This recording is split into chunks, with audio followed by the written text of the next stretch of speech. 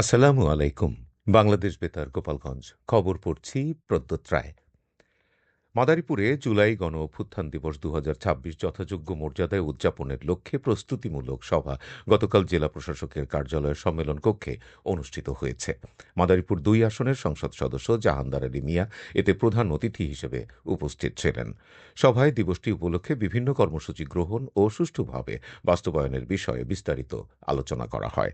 এছাড়া কর্মসূচি সফলভাবে বাস্তবায়নে সংশ্লিষ্ট দপ্তরগুলোর সমন্বিত ভূমিকার উপর গুরুত্ব আরোপ করা হয়। জেলা প্রশাসক মিস মর্জিনা আক্তারের সভাপতিত্বে জেলা স্থানীয় সরকার বিভাগের উপপরিচালক উপসচিব মোসাম্মদ জেসমিন আক্তার বানু, অতিরিক্ত জেলা প্রশাসক সার্বিক জুয়েল আহমেদ, সহকারী পুলিশ সুপার বিমল চন্দ্র বর্মন, সদর উপজেলা নির্বাহী কর্মকর্তা ওয়াদিয়া সাবাব সহ বিভিন্ন রাজনৈতিক দলের নেতৃবৃন্দ এ সময়ে উপস্থিত ছিলেন। মাদারীপুরে আঞ্চলিক ডাল গবেষণা কেন্দ্রে গবেষণা শেড নির্মাণ প্রকল্পে অনিয়ম ও বরাদ্দের অর্থ আত্মসাতের অভিযোগ নিয়ে গণমাধ্যমে সংবাদ প্রকাশের পর প্রকল্প এলাকা পরিদর্শন করেছেন মাদারীপুর ২ আসনের সংসদ সদস্য জাহানদার আলী মিয়া। গতকাল সকালে সদর উপজেলার খাগদি এলাকায় অবস্থিত আঞ্চলিক ডাল গবেষণা কেন্দ্রের প্রকল্প পরিচালকের কার্যালয়ে গিয়ে সংসদ সদস্য প্রকল্পের অগ্রগতি ও সংশ্লিষ্ট বিষয়াদি পর্যালোচনা করেন।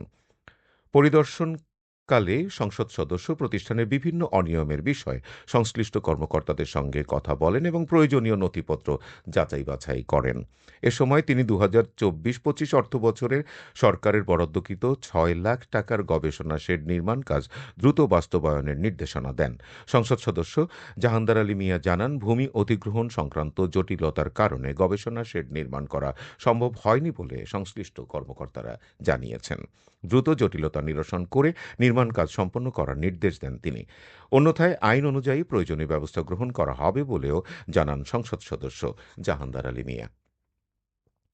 বৃক্ষরোপণে সাজাই দেশ, সবার আগে বাংলাদেশ, এই প্রতিপাদ্যকে সামনে রেখে নড়াইলে র্যালি ও বেলুন উড়ানোর মধ্য দিয়ে শুরু হয়েছে সপ্তাহব্যাপী বৃক্ষরোপণ অভিযান ও বৃক্ষমেলা। বৃক্ষরোপণ অভিযান ও বৃক্ষমেলা উপলক্ষে জেলা প্রশাসক কার্যালয় চত্বর থেকে একটি র্যালি বের হয়ে শহরের প্রধান প্রধান সড়ক প্রদক্ষিণ করে জেলা শিল্পকলা একাডেমি চত্বরে গিয়ে শেষ হয়। পরে শিল্পকলা একাডেমি চত্বরে ফিতা কেটে ও বেলুন উড়িয়ে বৃক্ষমেলার উদ্বোধন করেন অতিথিরা। উদ্বোধনী অনুষ্ঠানে প্রধান অতিথির বক্তব্যে জেলা প্রশাসক ড আব্দুল সালাম বলেন, বৈশ্বিক জলবায়ু পরিবর্তনের ক্ষতিকর প্রভাব মোকাবিলা এবং আমাদের প্রাকৃতিক পরিবেশের ভারসাম্য টিকিয়ে রাখতে ব্যাপক বৃক্ষরোপণের কোনো বিকল্প নেই। শুধু গাছ লাগালেই দায়িত্ব শেষ হয় না, সেটির সঠিক পরিচর্যা করে বড় করে তোলাও অপরিহার্য কর্তব্য। উদ্বোধন শেষে জেলা প্রশাসক মেলায় অংশ নেয়া ১৫টি স্টল ঘুরে দেখেন এবং মেলায় প্রদর্শিত ফলদ, বনজ ও ওষুধি চারার খোঁজ খবর নেন।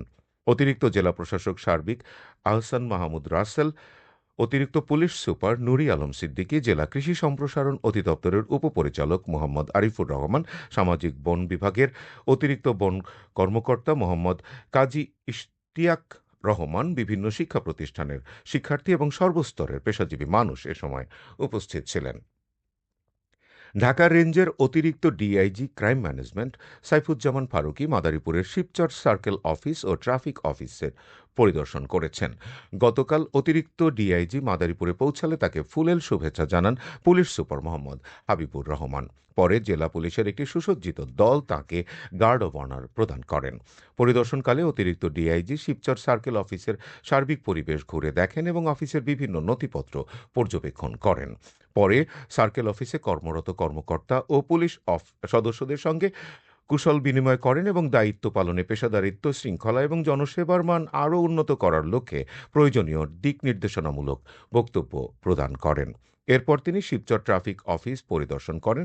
সেখানে বিভিন্ন রেজিস্টার নথিপত্র, অফিসের সার্বিক পরিবেশ এবং নিরাপত্তা সংক্রান্ত বিষয় নিবিড়ভাবে পর্যবেক্ষণ করেন। এ সময় ট্রাফিক আইন যথাযথভাবে বাস্তবায়নের পাশাপাশি ট্রাফিক পুলিশ সদস্যদের পোশাক পরিধানে, ড্রেস রুলস মেনে চলা, দায়িত্ব পালনে শৃঙ্খলা বজায় রাখা এবং নাগরিকদের প্রতি ভদ্র, সৌহার্দ্যপূর্ণ ও সেবামূলক আচরণ নিশ্চিত করার দিক নির্দেশনা দেন তিনি। জেলা পুলিশের ঊর্ধ্বতন কর্মকর্তাগণ এ সময় উপস্থিত ছিলেন। এদিকে শরীয়তপুর পুলিশ লাইন্সের বিভিন্ন স্থাপনা গতকাল দিনব্যাপী পরিদর্শন করেছেন পুলিশ সুপার রওনক জাহান।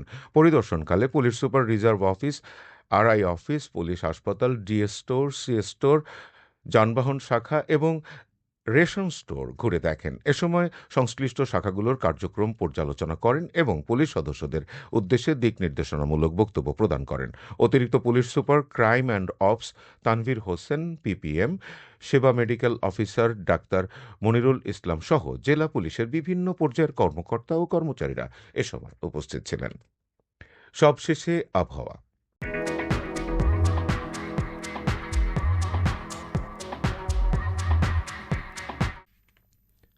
আজ সন্ধ্যা ৬টা পর্যন্ত দেশের অভ্যন্তরীণ নদীবন্দরসমূহের জন্য আবহাওয়ার পূর্বাভাসে বলা হয়েছে রাজশাহী, পাবনা, ঢাকা, ফরিদপুর, কুষ্টিয়া, যশোর, খুলনা, বরিশাল, পটুয়াখালী, নোয়াখালী, কুমিল্লা, চট্টগ্রাম এবং কক্সবাজার অঞ্চলসমূহের উপর দিয়ে দক্ষিণ অথবা দক্ষিণ-পূর্ব দিক থেকে ঘণ্টায় ৪৫ থেকে ৬০ কিলোমিটার বেগে অস্থায়ীভাবে দমকা অথবা ঝোড়ো হাওয়া সহ বৃষ্টি অথবা বজ্রসহ বৃষ্টি হতে পারে। এসব এলাকার নদীবন্দরসমূহকে ১ নম্বর সতর্ক সংকেত দেখাতে বলা হয়েছে।